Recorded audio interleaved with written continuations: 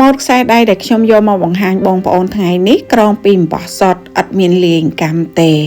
ក្រងពីអំបោះពីរពណ៌លាយចូលគ្នារបៀបក្រងងាយទេបងប្អូនប៉ុន្តែម៉ូតរបស់វាចេញមកស្អាតប្លែកមែនតែនដោយរាល់ដងមុននឹងចាប់ផ្ដើមក្រងខ្ញុំសូមបង្ហាញបងប្អូនពីសម្ភារៈយកមកប្រើដែលក្នុងនោះដែរខ្ញុំមានអំបោះពីរខ្សែមួយខ្សែប្រវែង45សង់ទីម៉ែត្រខ្ញុំយកមកសម្រាប់ធ្វើខ្សែបង្គោលចំណែកពីរខ្សែនេះពណ៌លឿងហើយពណ៌ខ្មៅមួយខ្សែប្រវែងរបស់វា140សង់ទីម៉ែត្រសម្រាប់យកមកក្រងនិងខ្សែខ្លីចុងក្រោយគេនេះតែមួយខ្សែទេប្រវែងវា25សង់ទីម៉ែត្រខ្ញុំយកមកសម្រាប់ផ្ចិតមុខខ្សែដៃចំណែកឯទំហំបងប្អូនបោះពណ៌ខ្មៅហើយពណ៌លឿងទំហំដូចគ្នាគឺ1មីលីម៉ែត្រ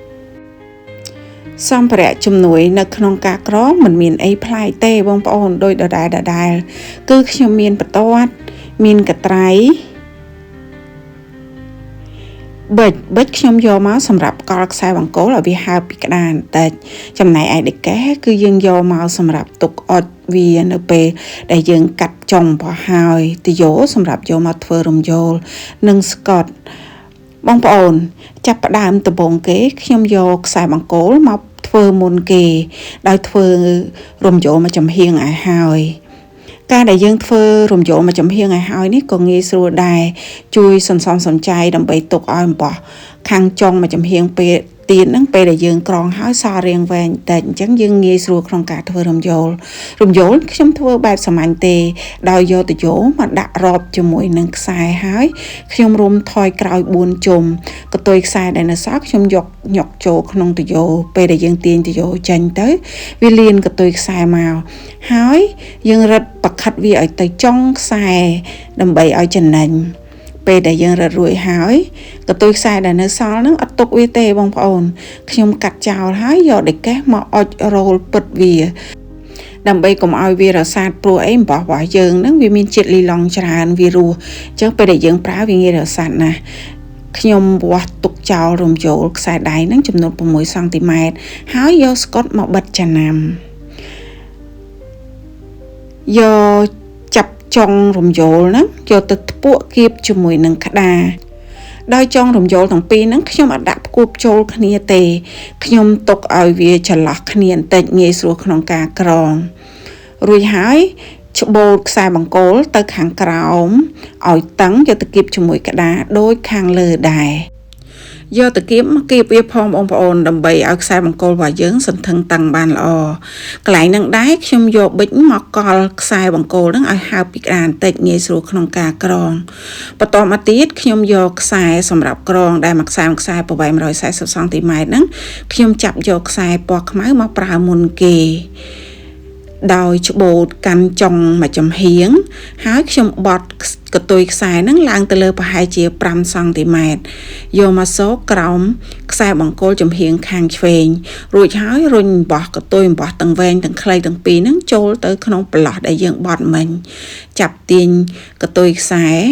ចេញឲ្យផុតមកបងប្អូនហើយវត្តកតុយខ្សែហ្នឹងទៅខាងស្ដាំយើងរឹតឲ្យតឹងពេលដែលរឹតហើយយើងរុញខ្សែរបស់យើងហ្នឹងទៅឲ្យកាប់ជាមួយនឹងត្រឹមស្កុតព្រោះអីយើងត្រូវក្រងចុះពីស្កុតមកក្រោមបន្តមកទៀតខ្ញុំយកអំបោះពណ៌លឿងម្ដងយកមកធ្វើដូចគ្នាដែរបងប្អូនដោយបត់កតុយខ្សែប្រហែលជាប្រវែង5សង់ទីម៉ែត្រឡើងទៅលើហើយយកទៅសូកក្រោមខ្សែបង្គោលខាងឆ្វេងខាងស្ដាំវិញម្ដងរួចហើយចាប់ទាញកតុយខ្សែទាំងពីរទាំងវែងទាំងខ្លីឲ្យចេញឲ្យផុតមក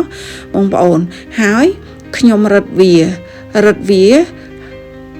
វត្តកតុយខ្សែទៅខាងឆ្វេងវិញម្ដងបានន័យថាខ្សែពណ៌ខ្មៅដែលចូលចងជាមួយនឹងខ្សែបង្គោលពណ៌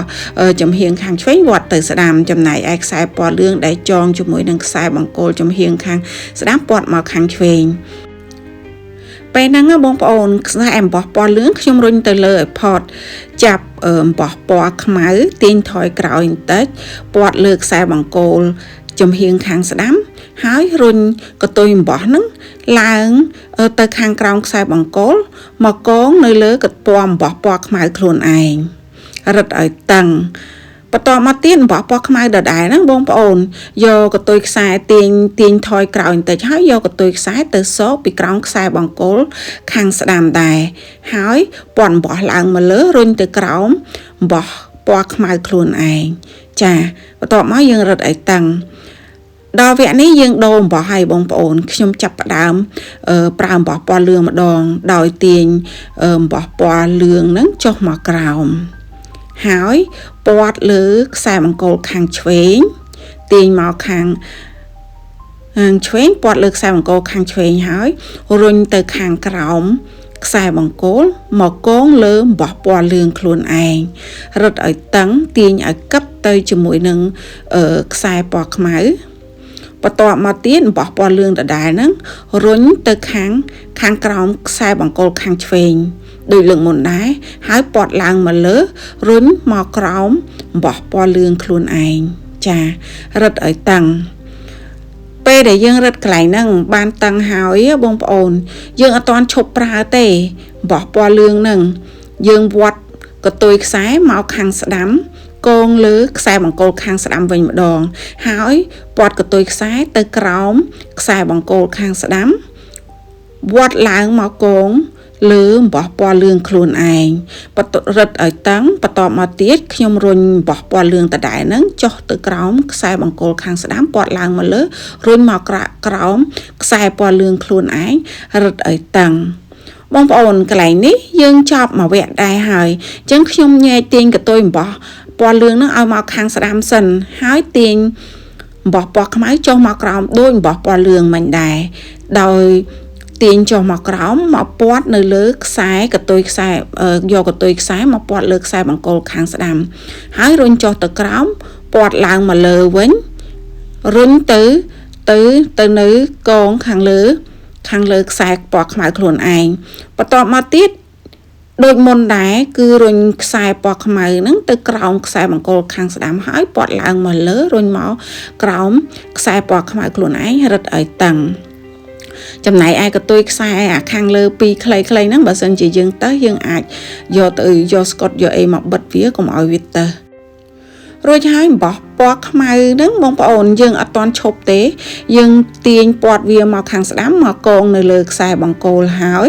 រុញទៅក្រោមខ្សែបង្គោលខាងស្ដាំពាត់ឡើងមកលើទៅកងនៅលើអំបោះពណ៌ខ្មៅខ្លួនឯងបន្ទាប់មកទៀតដូចលើកមុនដែរក៏យកកតុយអំបោះពណ៌ខ្មៅហ្នឹងមករុញទៅក្រោមខ្សែបង្គោលហើយពាត់ឡើងមកលើរុញទៅក្រោមអំបោះខ្មៅខ្លួនឯងបងប្អូនរបៀបក្រងរបស់យើងនៅក្នុងម៉ូដខ្សែដៃនេះរបៀបក្រងគឺមានតែប៉ុណ្្នឹងទេបន្ទាប់មកយើងបន្តក្រងដដែលដោយដែលខ្ញុំទាញអំបោះប្រាប់បងប្អូនហ្នឹងម្ដងទាញប្រើពណ៌លឿងម្ដងប្រើពណ៌ខ្មៅយើងបន្តក្រងបន្តរហូតដល់អស់ចុងអំបោះរបៀបក្រងវាអាស្រ័យនៅលើយើងរឹតដែរបងប្អូនបើសិនជាយើងរឹតអត់ស្មើដៃទេពេលដែលយើងក្រងទៅវាតូចធំអត់ស្អាតអញ្ចឹងបងប្អូនបើសិនជាបងប្អូនក្រងបងប្អូនព្យាយាមរឹតធ្វើម៉េចឲ្យវា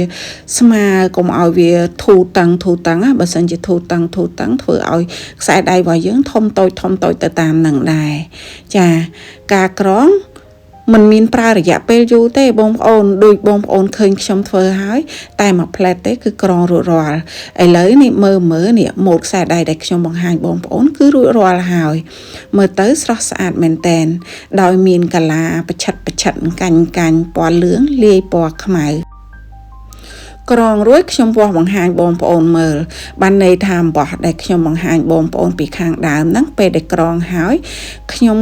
បានប្រវែងខ្សែដៃរបស់យើងហ្នឹង16សង់ទីម៉ែត្រលើសតិចតួចទេបងប្អូនចំណែកឯខ្សែបង្គោលដែលសល់មកចំហៀងទៀតហ្នឹងខ្ញុំយកមកចងធ្វើខ្សែរំយោលទុកប្រវែងដូចខ្សែរំយោលខាងដើមដែរមើលណែបងប្អូនស្រស់ស្អាតមែនតែនរួចហើយខ្ញុំដាក់បច្ចាស់វាដោយយកខ្សែដែលខ្លីចុងក្រោយគេសម្រាប់ចងផ្ចិតមុខមកចងផ្ចិតមុខ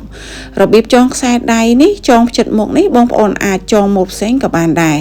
តែចំណែកឯខ្ញុំចូលចិត្តតាក់ចងបែបហ្នឹងឯងដោយសារតែម៉ូដ ហ្នឹងវាស្រួលប្រើជាងគេ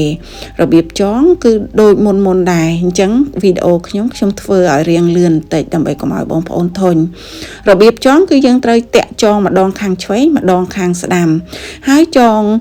ការចងរបស់ខ្ញុំហ្នឹងជាទូទៅខ្ញុំចងចន្លោះពី6ទៅ10ដងបើសិនជាបងប្អូនចង់ធ្វើឲ្យខ្លីជាងហ្នឹងអាចបន្ថយហើយបើសិនជាចង់ធ្វើឲ្យវែងជាងហ្នឹងក៏បានដែរយើងអាចក្រងឲ្យថែមលើបន្តិចមកពេលដែលក្រងហើយអំបោះកតុយអំបោះដែលនៅសល់យើងកាត់ចោលហើយយើងអុជរោលភ្លើងវាជាការស្រេចបងប្អូនកតុយអំបោះទាំងអស់នៅពេលដែលយើងក្រងហើយកតុយអំបោះសល់តិចៗយើងត្រូវតែកាត់ចោលហើយរោលភ្លើងវាបើសិនជាយើងអត់រោលភ្លើងទេយើងប្រើតែបន្តិចគឺអំបោះរបស់យើងនឹងរសាត់ដៃខ្សែដៃរបស់យើងនឹងអត់មាំទេប្រកាសជារសាត់មិនខានមើលណែបងប្អូននេះម៉ូតខ្សែដៃខ្ញុំក្រងរួចរាល់ហើយមើលបងប្អូនម៉ូតនេះខ្ញុំគិតថាបងប្អូនប្រកាសជាពេញចិត្តដូចខ្ញុំដែរមើលទៅកាឡារបស់វាច្បាស់ស្រស់ស្អាតមែនតែនអរគុណពុកម៉ែបងប្អូនទាំងអស់គ្នាដែលចូលមកទស្សនាវីដេអូខ្ញុំតាំងពីដើមរហូតដល់ចប់ចំពោះអ្នកថ្មីកុំភ្លេចណាជួយ Subscribe Channel មូក្រាស់ម្នាក់មួយផងអរគុណជម្រាបលា